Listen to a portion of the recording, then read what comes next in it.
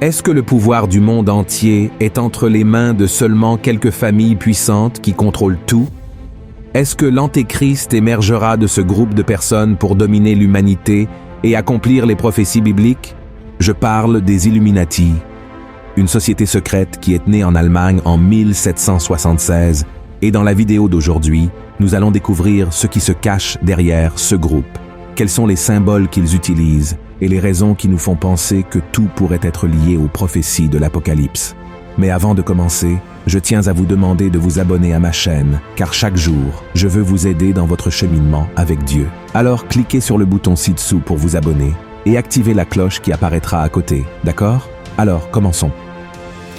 Selon les croyances, le groupe des Illuminati a été créé dans le but d'établir un nouvel ordre mondial en unissant les pouvoirs politiques, économiques et religieux. Le 1er mai 1776, 5 hommes se sont réunis dans une ville du royaume de Bavière, aujourd'hui en Allemagne, et ont fait un pacte pour créer une société secrète. Cette société s'appellerait les Illuminati, et le leader de ces 5 hommes était l'avocat Adam Weishaupt. Il était influencé par les idées des Lumières et voulait créer un nouveau monde basé sur la connaissance et l'éducation. Pour cela, il a proposé quelque chose de grandiose. Les peuples de toutes les nations devraient s'unir dans une seule croyance et créer une forme de gouvernement unique, connue sous le nom de Nouvel Ordre Mondial. Depuis lors, cette idée a influencé de nombreux penseurs et artistes de diverses manières. Et un excellent exemple en est le chanteur John Lennon, qui a écrit la chanson que nous connaissons tous, Imagine, où l'artiste demandait d'imaginer un monde sans nation, religion et guerre. La caractéristique la plus marquante des Illuminati est la manière intéressante de manipuler les personnes, surtout les plus riches, intelligentes et puissantes. La preuve en est qu'un peu de temps après sa création, le groupe des Illuminati comptait déjà des milliers de membres dans toute l'Allemagne, ce qui a conduit le gouvernement à persécuter ces personnes et à les emprisonner sous l'accusation de conspiration contre la patrie. À l'époque, un décret a été signé interdisant la création de sociétés secrètes dans le pays et les Illuminati ont été déclarés éteints. Mais soyons honnêtes, frères, comment le gouvernement allemand pourrait-il garantir qu'une société secrète, impliquant autant de personnes riches, puissantes et intelligentes, s'éteindrait simplement parce qu'une loi avait été créée contre elle? Il est beaucoup plus facile de croire que ces groupes se sont encore étendus et sont aujourd'hui présents partout dans le monde, cherchant à accomplir leur objectif d'unifier le monde et de conquérir le contrôle absolu de la planète. Selon les personnes qui croient en l'existence de ce groupe secret, l'influence des Illuminati aux États-Unis a été si grande que plusieurs de leurs symboles sont imprimés sur le billet d'$1. Le président Roosevelt, l'un des membres les plus puissants de la franc-maçonnerie américaine, a utilisé le dessin sur le billet pour inclure toutes ces informations comme un indice pour de nouveaux projets des Illuminati. Certains pensent que les héritiers de ce groupe secret administrent aujourd'hui les finances, la presse et la politique internationale dans le monde entier. De plus, il existe certains symboles largement utilisés encore aujourd'hui qui seraient la preuve que les Illuminati existent et nous observent. Le premier symbole, la pyramide. Pour les Illuminati, la pyramide représente une hiérarchie. Sur le billet d'$1, par exemple, elle comporte 13 niveaux qui supposément représentent 13 lignées familiales qui contrôlent toujours l'humanité. Beaucoup croient que 99% de la population mondiale est dirigée par 1% qui détient toutes les formes d'information et de pouvoir. De plus, ces familles possèdent 70% de toute la richesse de la planète. Remarquez également que cette pyramide n'est pas complète, ce qui indique que la secte des Illuminati n'a pas encore atteint ses objectifs dans le monde, objectifs qui seraient réalisés avec l'avènement de l'Antéchrist et l'établissement du nouvel ordre mondial. La deuxième symbole, l'œil qui voit tout.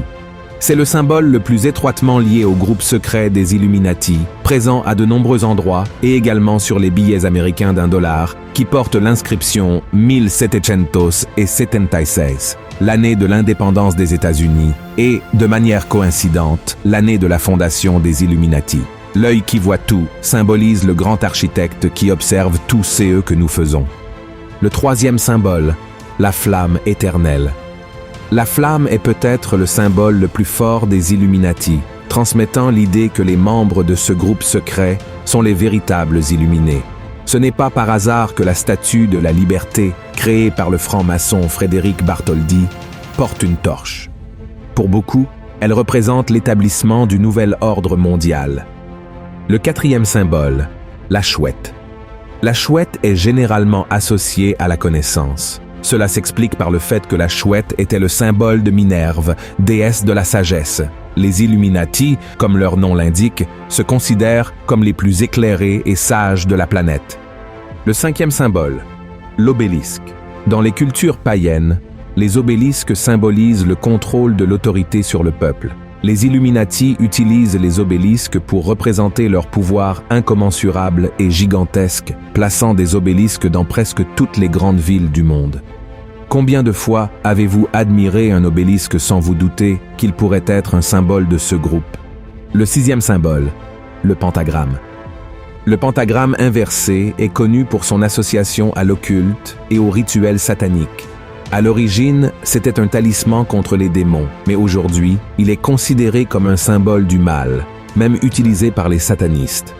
En 1791, le président des États-Unis, George Washington, a engagé le franc-maçon Pierre-Charles l'Enfant pour concevoir la capitale du pays, Washington, D.C. Sur la carte de la ville, on peut remarquer une version du pentagramme à l'envers. Le septième symbole, le nombre 666. Le nombre 666 est le nombre ou la marque de la bête associée à l'Antéchrist et est utilisé par de nombreuses personnalités publiques comme un hommage aux Illuminati.